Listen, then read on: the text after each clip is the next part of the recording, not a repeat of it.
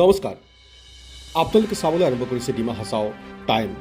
যোৱাকালি নিশা লাংটিঙত ভয়ংকৰ অগ্নিকাণ্ড সংঘটিত হয়। অগ্নিকাণ্ডত চাৰ্কাৰ লাংটিং HS স্কুলৰ ষ্ট'ৰ ৰুম।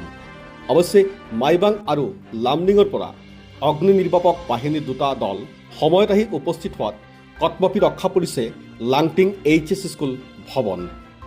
বিদ্যালয়ৰ CCTV ফুটেজত দেখা অনুসৰি নিশা 1:30মান বজাত অচিনাকি যুৱকক বিদ্যালয় চৌহদত খোজ কৰি থকা পৰিলক্ষিত হৈছে।